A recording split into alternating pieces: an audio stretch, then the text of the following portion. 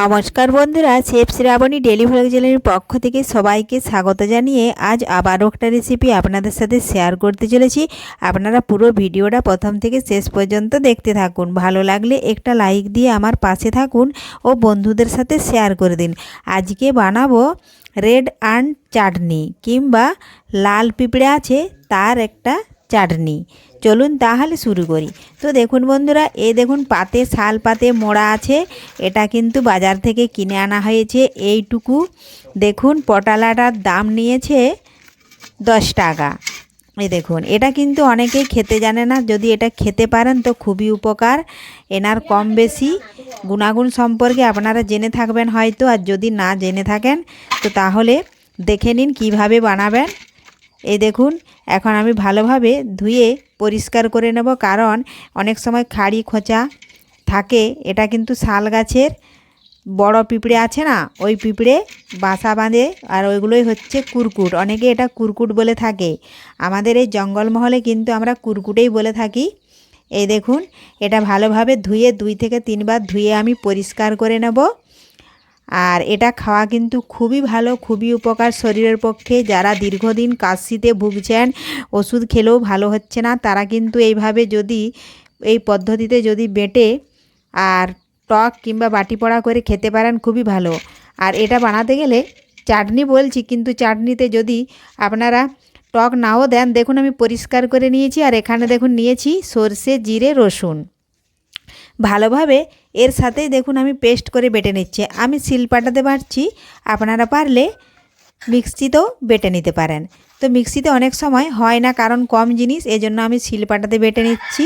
এর থেকে যদি পরিমাণটা বেশি হয় তাহলে আপনারা মিক্সিতে বেটে নেবেন। দেখুন আমি শিলনোড়া দিয়ে এইভাবে বেটে নিচ্ছি।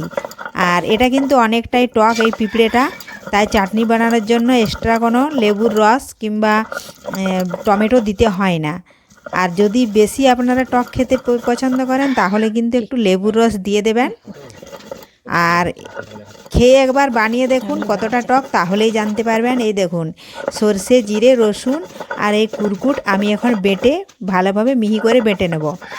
আর বাটা হয়ে গেলে এতে লবণ, হলুদ গুঁড়ো, লঙ্কা গুঁড়ো, ঝালটা আপনারা আপনাদের পছন্দ মতো দেবেন, দিয়ে ভালোভাবে সর্ষের তেল দিয়ে মাখিয়ে আর বেশ কিছুক্ষণ ধরে বাটিয়ে ফুটিয়ে নিলেই তৈরি হয়ে যাবে। দেখুন আমার বাটা হয়ে গেছে, একদম মিহি করে বেটে নিয়েছি। এখন আমি হাত দিয়ে কুড়িয়ে নেব। দেখুন। তার আগে যদি কোনো বন্ধু আমার চ্যানেলে নতুন হয়ে থাকেন, চ্যানেলটি সাবস্ক্রাইব করে বেল আইকন হলে সেট করে দিন সবার প্রথমে আমার রেসিপি বা ভ্লগ ভিডিও পেতে। দেখুন একটা আমি টিনের বাটি নিয়েছি, বাটির মধ্যে পরিমাণ মতো সরষের তেল দিয়ে দিলাম। আর দেখুন এর পেস্টটা আমি কুড়িয়ে নিচ্ছি। এখন এর মধ্যে আমি কিছু উপকরণ দেব। তার মধ্যে দেখুন আমি সবার প্রথমেই দিচ্ছি স্বাদ মতো লবণ, আর দেব পরিমাণ মতো হলুদ গুঁড়ো, পরিমাণ মতো দেব লঙ্কা গুঁড়ো। আমি এখানে লঙ্কা গুঁড়ো দেব, আপনারা পারলে কাঁচা মরিচ কুচিও দিতে পারেন।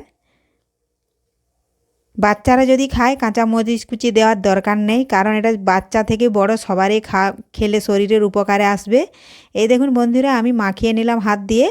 আর একটু পরিমাণে মতো জল দিয়ে দেবো, কারণ ফুটবে, ফোটাতে গেলে একটু জল দিতে হবে, না হলে সেদ্ধ হবে না। দেখুন গ্যাস ধরিয়েছি, গ্যাস ধরিয়ে এখন আমি এখানে বসিয়ে দেব। দেখুন আমি পরিমাণ মতো কতটা জল দিয়েছি, দেখুন আমি নাড়াচাড়া করে দেখাচ্ছি। খুব বেশি জল দিলে কিন্তু অনেকটাই দেরি হয়ে যাবে, ভালো হবে না। দেখুন জল দিয়ে দিয়েছি। তো দেখুন বন্ধুরা এটা যখন হয়ে আসবে তখন আমরা দোকান থেকে ছোটোবেলায় যেমন তেঁতুলের চাটনি কিনে আনতাম, কিন্তু সেই রকমই দেখতে হবে। তো দেখুন বন্ধুরা একটু চিনি দিয়ে দিচ্ছি, তাহলে কিন্তু এর স্বাদটা আরও ভালো লাগবে, কারণ অনেকটাই টক এটা। আর আজকের রেসিপি ভালো লাগলে লাইক, শেয়ার, কমেন্ট করতে অবশ্যই ভুলবেন না বন্ধুরা। ধন্যবাদ। ফিরে আসবো আবারও এরকম নিত্য নতুন কোনো ভিডিও রেসিপি নিয়ে। দেখুন তৈরি হয়ে গেছে। দেখুন এখন আমি এটা নামিয়ে গরম ভাতের সাথে 2-3 দিনও খেতে পারেন কিংবা একদিনও খেতে পারেন 1 চামচ করে। ধন্যবাদ। ফিরে আসবো আবারও।